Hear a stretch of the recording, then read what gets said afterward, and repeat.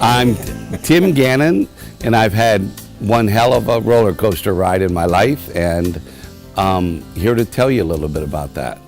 Well, the journey started when I was in algebra class as a junior in high school, Fort Lauderdale High School. I was sitting in front of my best friend, Phil Heatley, and he asked me to go to his father's horse polo ranch in El Paso. So we took off in a 1957 Chevrolet, drove to El Paso, Texas, across the country, two 16-year-old guys, and I lived on his father's ranch, and we rode horses every day along the Rio Grande. It was for a kid from Lauderdale, from the beach, it was where the real cowboys are, and set in the mountainside. It was really a unique experience. So I asked his father about that I would like to become a polo player. And his father kind of chuckled and said, you know, it takes a lot of money. And he told me the story of how polo players, you know, through the years come from big wealthy families and have played polo in England, and all the kings have played, King of England and Prince Charles and Maharaji of Jaipur, you know, that this is really a sport of kings. And that didn't slow me down. So I asked him, I said, well, how do I become a king? Or at least a polo player. And he said, listen, you have to find something and bring it into the marketplace. And that stayed with me for a long time. And he also gave me this saddle here that he put in my hands when I was 16. And I've kept that saddle throughout my lifetime. And the saddle is the one common denominator of my life. I've kept it, it stayed in my closet, and I always would look at the saddle and one day dream of putting it on horses and winning US Opens, even when I was flat broke in entrepreneurial days. And I remember the saddle when I was in Texas and I needed to start Outback Steakhouse, and I had no money. And this saddle was the only thing left in my closet that was an asset. So I sold the saddle for gas money, and that almost broke my heart. And I got $250 for the saddle. And I arrived in Tampa with $37, and I started Outback Steakhouse. And then a year and a half later, I bought the saddle back, and that was in 1992. And by year 2000, I won 5 US Opens with that saddle, and took Outback public and created the Bloomin' Onion. So there were a lot of things that kind of happened in that decade that were very explosive, but it all started with the sale of that saddle.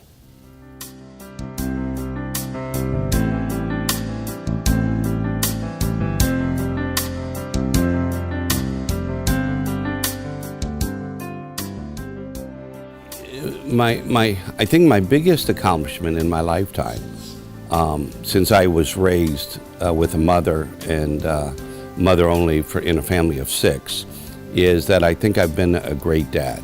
And that gets into the story of my son and how proud I am of him, and how proud I am of the relationship that we have together, both in terms of socially. My son won the United States Open at 17 years old in the year 2001. I thrust him right into the middle of high goal polo, having never played high goal before, and he jumped right into it and courageously played against the greatest polo players in the world, and really felt no intimidation by being out there in front of 5,000 people. So I'm very proud of those accomplishments, but more on a personal basis about the relationship that I've had with him and my other four children besides that. That it's a big shining part in my life, since I grew up with just a mother raising 6, and so that's filled that void in my life. That's very, very important. The accomplishments of starting Outback Steakhouse, creating a Bloomin' Onion that's been the #1 selling appetizer for 30 years. 30 years it has been there in casual dining, and we sell about 17 million a year in 28 countries. And I've been able to take that appetizer and really create something special.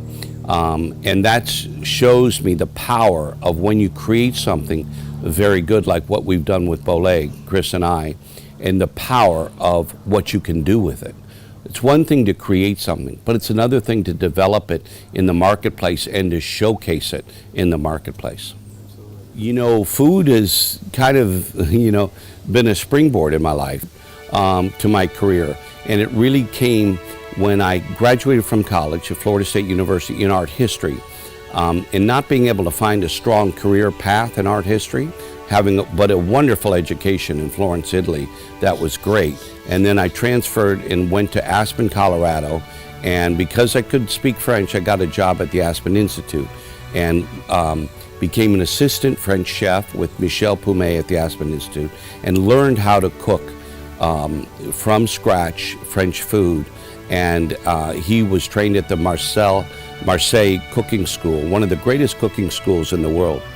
And from that experience, I then launched into Steak and Ale and worked with George Beal, the founder of Houston's, and also was then transferred down into New Orleans. It was in New Orleans that I really cultivated a knowledge of spice and seasonings and flavor, having worked for a dozen years with all the great chefs of New Orleans.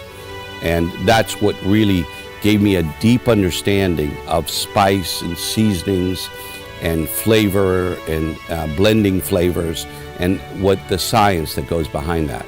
You know, Chris and I started talking about, Chris and I worked together at PDQ restaurant.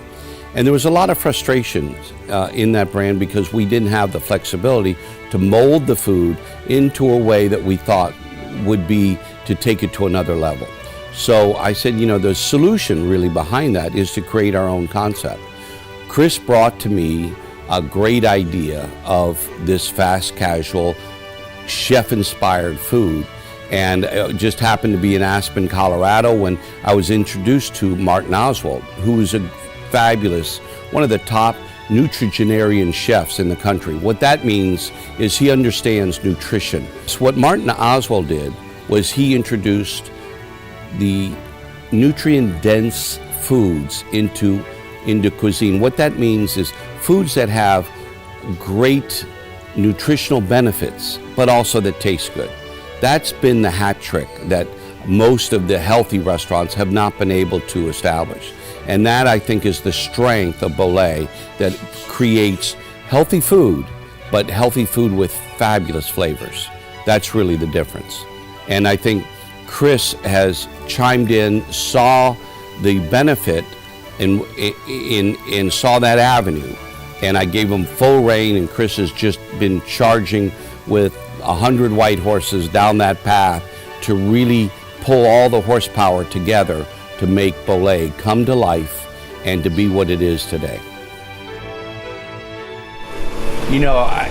You can work with a lot of different people in your lifetime, great chefs, great talented people, but the opportunity to really work with your son on a daily basis, and not just work with them, but to achieve great success. Is to find the keys to success, to unlock that lock together, to turn that key and see those gates of success open at the same time, and we do it together. That is pure magic. Yeah, and pairing what I like to call is the tried and tested and true restaurant beliefs and values of my father's generation, of bold flavors, guest intent to return, the two aspects that won't change. I don't care how much technology, robots, whatever comes into play, those two elements will not change. And his, beliefs and keeping us, on that path is very important. And then our young millennial technology, speed, social media, all the elements of a new culture, speaking to, it's very difficult for, not difficult, but our ability to speak to the younger generation in regards to hiring, for example, our team. We speak their language a lot easier, and I think when you have the benefits of both generations working in the business, I think that's the perfect success, is to keep keep on that path for that 1-2 punch, if you will. We always in the restaurant business, we always debate, and it's a great debate, how important the char is on food. And I remember one time there's a perfect blend of getting the Maillard reaction, if you will, which is the char on the food to get the spices to actually come to life. But if you overdo it just a little bit, that beautiful flavor coming to life becomes bitter. And I remember one time at a restaurant, a fine dining restaurant, I asked Dad, I said, take a bite of that. Like, I'm not seeing these flavors brought to life. I'm getting sour, I'm getting bitter. And Dad goes, you are, I agree. And it was a neat kind of, sometimes we're so driven to what we've heard and lived by for so long, but just to be able to be open-minded and kind of look at things from a different perspective, whatever it is. But it was one little thing that was kind of a fun experience. So. And tell you that the magical moment of a father-son relationship is when you can see the wisdom that you have acquired pass off into your son's mind and taste buds. And when he can sit there and challenge me and just say, Dad, I think this has gone too far.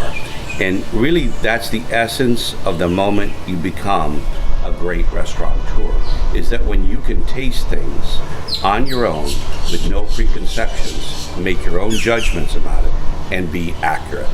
So it was a moment of Chris becoming a fabulous restaurateur.